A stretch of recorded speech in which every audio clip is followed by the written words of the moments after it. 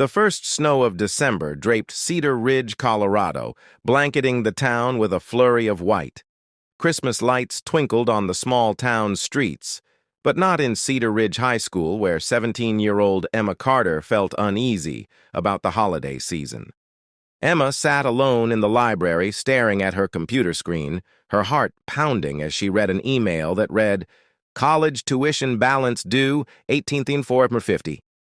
Without hesitation, she sent a message to her parents, asking if they could pay for her education, as her father, a respected firefighter, had always dreamed. But no answer came. College wasn't just her dream, it was her father's too. He used to tell her that as the first Carter to graduate from college, he'd proudly smile. Emma worked hard, earning straight-A report cards and serving as student council president. But every scholarship she applied for turned down. She felt despair and loneliness as her dreams seemed to be slipping away. In contrast, 70-year-old billionaire Richard Harrison, founder of Harrison Global Technologies, stood in his office overlooking the city skyline. People called him a successful entrepreneur and admired his accomplishments. However, very few knew that he had endured immense hardships to win his wealth. One day, an anonymous donor sent him an email. It read, "Since I found your story on a website, I have decided to donate to pay the outstanding tuition balance for one of every senior in this district who demonstrated financial need. I hope it encourages more people to support this cause." Although Richard didn't know whose story that email was about, he soon realized that it meant everything to him at that moment. He smiled gently and shared the news with his assistant. The next day at school, Emma found the video on her laptop. She gathered her courage and whispered to her parents that she wanted to apply for another scholarship, just one more chance. They promised to help her. As the seniors graduated, Principal Anderson surprised everyone by announcing that the remaining tuition assistance would be donated to every graduating senior. The gym filled with students, tears streaming down their faces and cheers echoing through the room. In the end, every opportunity was gone, but one student's story transformed Richard's life forever. The news spread across Cedar Ridge faster than a winter storm. By lunchtime, every local news station was covering the unbelievable story. Reporters stood outside Cedar Ridge High School interviewing students, parents, and teachers. "No one has ever seen anything like this," one reporter said. "An anonymous donor has erased the financial burden for hundreds of graduating seniors, giving them a chance to attend college." Emma still couldn't believe it. When she logged into her college account that afternoon, the red warning that had haunted her for weeks was gone. "Balance due, $0 now." She stared at the screen until tears blurred her vision. "It has to be a mistake," she whispered. Her guidance counselor, Mrs. Collins, smiled warmly. "It isn't, Emma. Someone believed in you before they even met you." For the first time in months, Emma felt like she could breathe. That evening, she rushed home with the news. Her mother looked at the email, covered her mouth, and burst into tears. "Oh my God." She hugged Emma tighter than she had in years. "Your dad would be so proud." Even Noah jumped around the living room shouting, "My sister's going to college!" It was the happiest night the Carter family had experienced since losing their father. Miles away in Denver, Richard Harrison watched the same news report from his office. His foundation had quietly paid tuition for thousands of students over the past 25 years, but he had always insisted on remaining anonymous. He never wanted gratitude.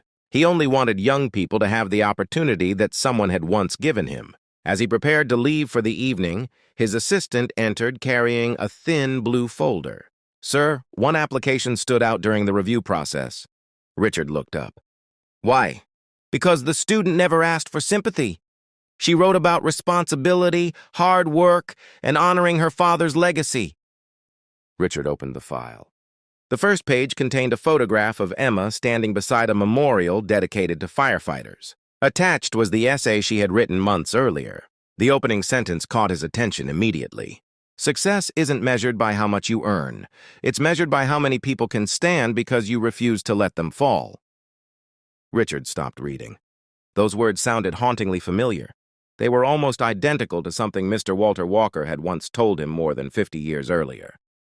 A chill ran through his body. He continued reading every page without saying a single word. When he reached the end, his eyes filled with tears. Quietly, he closed the folder and made a decision he had never made for any scholarship recipient before. Cancel my meetings tomorrow. His assistant looked surprised. You're meeting investors from New York. They can wait. What are you going to do instead? Richard looked out at the snow-covered mountains in the distance. I'm going to Cedar Ridge. He didn't know why, but something deep inside told him that meeting Emma Carter wasn't a coincidence. It was the beginning of a promise made decades ago. A promise that was finally about to come full circle. The following afternoon, a black SUV quietly pulled into the parking lot of Cedar Ridge High School. There were no television cameras, no security team, and no public announcement. Richard Harrison had asked everyone to keep his visit private. He didn't come as one of America's richest men. He came as a grateful student who had once been given a second chance. Principal Anderson escorted him to the library, where Emma was organizing donated books after school. She looked up as the elderly man approached. "Hi, Emma," he said with a warm smile. "May I sit down?" Of course. For several minutes, they talked about school, her dream of studying engineering, and her father's service as a firefighter. Emma never asked who he was. She simply spoke honestly about her life. "My mom says success isn't about money," Emma said. "It's about leaving people better than you found them." Richard smiled. "That's a rare way of thinking." She shrugged. "My dad believed kindness always comes back, even if it takes years." Those words hit Richard harder than she could have imagined. He reached into his coat pocket and carefully unfolded an old, faded photograph. It showed a skinny teenage boy standing beside an elderly janitor. His name was Walter Walker, Richard said quietly. "When I was your age, I couldn't afford school. Without telling anyone, he paid my tuition with money he had saved for his own retirement." Emma stared at the picture. "He changed your life. He saved it." Richard looked around the empty library before continuing. "For 50 years, I've tried to repay that kindness. Not to him, because he passed away long ago, but to students who remind me that talent should never be limited by poverty." Emma's eyes widened. "It was you." Richard nodded. "I paid your tuition." Tears immediately filled Emma's eyes. She stood, trying to thank him, but no words came out. Richard gently shook his head. "You don't owe me anything." "I do." "No."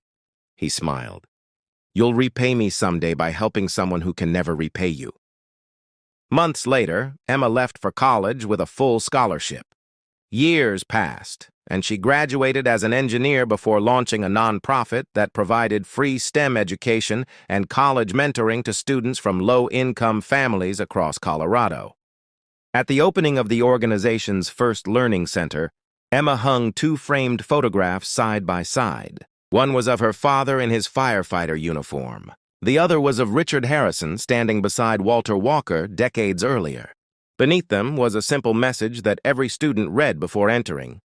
One act of kindness can echo through generations. Be the reason someone else's future begins. Richard visited the center only once. He quietly smiled as hundreds of students filled the classrooms. His investment had never been about money. It had always been about hope. And hope, once shared, becomes the greatest legacy anyone can leave behind.